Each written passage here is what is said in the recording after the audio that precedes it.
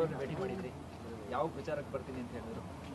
ಅಲ್ಲ, ಈ ಭೇಟಿ ಮಾಡಿದ್ದು ನಾನು ಆಗಲೇ ಅವ್ರನ್ನ ಬೆಂಬಲ ಕೊಡುವಂತ ಕೇಳಿದ್ದು. ಬೆಂಬಲ ಕೊಟ್ಟಿದ್ದಕ್ಕೆ ನನ್ನ ಥ್ಯಾಂಕ್ಸ್ ಹೇಳೋಕ್ಕೆ ನಾನು ಬಂದಿದ್ದು. ಪ್ರಚಾರದ ವಿಷಯ ಇನ್ನೂ ನಾವೇನು ಡಿಸ್ಕಸ್ ಮಾಡಿಲ್ಲ. ನಾನು ಅವ್ರ ಆಶೀರ್ವಾದ ತಗೊಂಡು ಥ್ಯಾಂಕ್ಸ್ ಹೇಳೋಕ್ಕೆ ಅಂತ ಬಂದಿದ್ದೆ. ಮೇಡಮ್, ಕುಮಾರಸ್ವಾಮಿ ಅವರು ನಿನ್ನೆ ಕೂಡ ದರ್ಶನ್ ಮತ್ತೆ ಯಶ್ ಜೋಡಿ ಕಳ್ಳೆತ್ತು ಅನ್ನುವಂಥ ಒಂದು, ಅದರ ಜೊತೆಗೆ ಅವರೇನು 2009ರಲ್ಲಿ ಮಾತಾಡಿದ್ರು ಅಂತ ಹೇಳಲಾದ ದರ್ಶನ್ ಅವರ ಒಂದು ಆಡಿಯೋನ ಬಿಡುಗಡೆ ಮಾಡಬೇಕು. ಅಂಬರೀಷ್ ಅವರು 2009ರಲ್ಲಿ ಹೋದ ಸಂದರ್ಭದಲ್ಲಿ ಮಂಡ್ಯದ ಜನತೆ ದರ್ಶನ್ ಅವರು ಕೆಟ್ಟದಾಗಿ ಪದ ಬಳಕೆಯನ್ನು ಮಾಡಿದ್ರಂತೆ.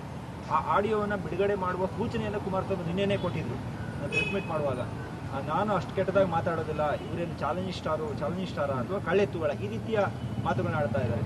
30 ಜನ ಸತ್ತಾಗಿ ಬಂದಿದ್ರ ದರ್ಶನ್ ಅಂತ ಯಶ್, ಈ ರೀತಿಯ ಪ್ರಶ್ನೆಗಳನ್ನು ಮಾಡ್ತಾ ಇದ್ದಾರೆ. ಏನು ನೋಡಿ, ಇದಕ್ಕೆಲ್ಲ ಈ ರೀತಿಯ ಮಾತುಗಳು ಎಲೆಕ್ಷನಲ್ಲಿ ಬೇಕಾಗಿಲ್ಲ ಅಂತ ನನ್ನ ಅನಿಸಿಕೆ. ಬಹುಶಃ ಅವ್ರಿಗೆ ಬೇಕೇನೋ ಈ ಥರದ ಮಾತುಗಳು. ಇದರ ಬಗ್ಗೆ ಮೊದಲಿಂದ ಹೇಳ್ಕೊಂಡು ಬಂದಿದ್ದೀನಿ. ದರ್ಶನೂ ಹೇಳಿದ್ದಾರೆ, ಅವ್ರು ಏನು ಬೇಕಾದರೂ ಮಾತಾಡಲಿ, ನಾವು ಪ್ರತಿಕ್ರಿಯೆ ಮಾಡಲ್ಲ. ಆ ಆಡಿಯೋ ಮನೆಗೆ ತಲುಪಿಬಿಟ್ರೆ ಆ ಜೋಡೆತ್ತುಗಳು ಮಂಡ್ಯದಲ್ಲಿ ಕಾಲಿಡಕ್ಕಾಗಲ್ಲ ಅಂತ ಹೇಳಿದ್ದಾರೆ. ನೋಡೋಣ. ಮೇಡಮ್, ಈಗ ನೀವು ಪಕ್ಷೇತರ ಅಭ್ಯರ್ಥಿ ಆಗಿದ್ರು ಕೂಡ ಬಿಜೆಪಿ ಬೆಂಬಲವನ್ನ ತಗೊಂಡಿದ್ದೀರಿ, ಅವ್ರು ನಿಮಗೆ ಘೋಷಣೆ ಮಾಡಿದ್ದಾರೆ.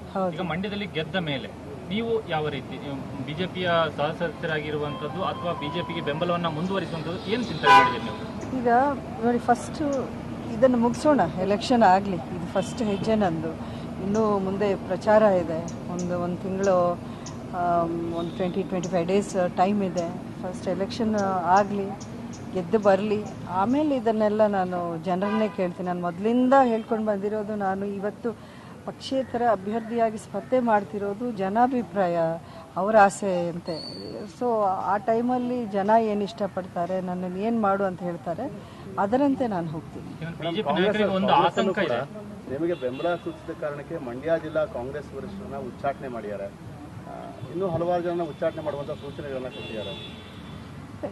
ಈಗಾಗಲೇ ಆ ವರ್ಕರ್ಸ್ನು ಹೇಳಿದ್ದಾರೆ, ನಮಗೆ ತೊಂದರೆ ಇಲ್ಲ, ನೀವು ಉಚ್ಚಾಟನೆ ಮಾಡಿ, ಆದರೂ ನಾವು ಅವ್ರಿಗೆ ಸಪೋರ್ಟ್ ಮಾಡ್ತೀವಿ ಅನ್ನೋ ಲೆಕ್ಕದಲ್ಲಿ ಹೇಳಿದ್ದಾರೆ. ಅವರು ಇದಕ್ಕೆ ಪ್ರಿಪೇರ್ ಆಗೇ ಇದ್ದಾರೆ. ಅವರು ಗೊತ್ತಿತ್ತು ಅವ್ರಿಗೆ.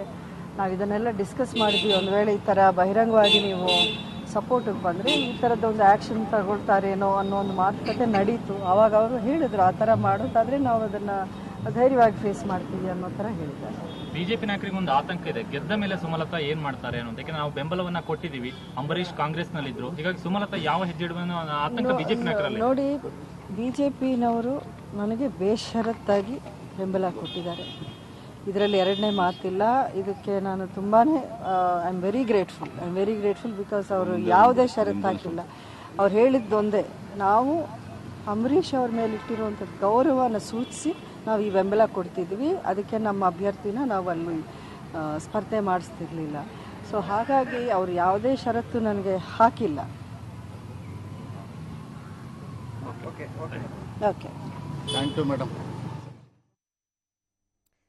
ಎಸ್, ನೋಡಿದ್ರಿ, BJPಗೆ ಬೆಂಬಲ ಕೊಟ್ಟಿದ್ದಕ್ಕೆ ಧನ್ಯವಾದವನ್ನು ಅರ್ಪಿಸೋದಕ್ಕೆ ಇದೀಗ BSY ನಿವಾಸದಲ್ಲಿ ಭೇಟಿ ಮಾಡಿ ಅವ್ರನ್ನ ಮಾತುಕತೆ ನಡೆಸಿ ನಂತರ ಹೊರಗಡೆ ಮಾಧ್ಯಮದಲ್ಲಿ ಸುದ್ದಿಗೋಷ್ಠಿ ಜೊತೆ ಮಾತನಾಡಿದ್ರು.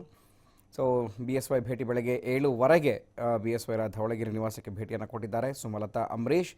ಸೊ ಬೇಷರತ್ತಾಗಿ ನನಗೆ ಬೆಂಬಲವನ್ನು ಕೊಟ್ಟಿದ್ದಾರೆ, ಅಷ್ಟಕ್ಕೆ ಮಾತ್ರ ನಾನೀಗ ಧನ್ಯವಾದವನ್ನು ಸಲ್ಲಿಸೋದಕ್ಕೆ ಬಂದಿದ್ದೀನಿ. ಪ್ರಚಾರದ ಬಗ್ಗೆ BJP ನಾಯಕರು ನನ್ನ ಪರವಾಗಿ ಮಂಡ್ಯದಲ್ಲಿ ಪ್ರಚಾರ ಮಾಡೋದರ ಬಗ್ಗೆ ಇನ್ನೂ ಯಾವುದೇ ಮಾತುಕತೆ ನಡೆದಿಲ್ಲ. ಸೊ ಮುಂದೆ ಏನಾಗುತ್ತೆ, ಯಾಕೆಂದರೆ ಸಾಕಷ್ಟು ಮಾತುಗಳು ಕೇಳಿಬಂದವು. ದರ್ಶನ್ ಅವರ ಬಗ್ಗೆ ಅಭಿಪ್ರಾಯವನ್ನು ಕೇಳಲಾಯಿತು, ಈ ರೀತಿಯಾಗಿ ಮುಖ್ಯಮಂತ್ರಿಗಳು ಮಾತನಾಡಿದ್ದಾರೆ. ಸದ್ಯಕ್ಕೆ ಅದಕ್ಕೆಲ್ಲ ಉತ್ತರ ಕೊಡುವಂತಹ ಅವಶ್ಯಕತೆ ಇಲ್ಲ, ಅವರಿಗೆ ಬೇಕಾಗಿದೆ ಆ ರೀತಿ ಮಾತುಗಳು, ನಮಗಲ್ಲ. ನೋಡೋಣ, ಎದುರಿಸೋಣ, ಸವಾಲನ್ನು ಎದುರಿಸೋಣ. ಮೊದಲನೇ ಬಾರಿಗೆ ಈ ಒಂದು ಕಣಕ್ಕೆ ಇಳಿತಾ ಇದ್ದೀನಿ, ಸವಾಲನ್ನು ಎದುರಿಸೋಣ ಅನ್ನೋ ಒಂದು ಮಾತನ್ನು ವ್ಯಕ್ತಪಡಿಸಿದ್ದಾರೆ. ಸೊ ಮುಂದೆ ಏನಾಗುತ್ತೆ, ಫಸ್ಟು ಎಲೆಕ್ಷನ್, ನಂತರ ಏನಾಗುತ್ತೆ ಅದನ್ನು ಮುಂದೆ ತಿಳಿಸ್ತೀನಿ ಅನ್ನೋಂಥ ಮಾತನ್ನು ಸುಮಲತಾ ಅಂಬರೀಷ್ BSY ನಿವಾಸದಲ್ಲಿ ತಿಳಿಸಿದ್ದಾರೆ.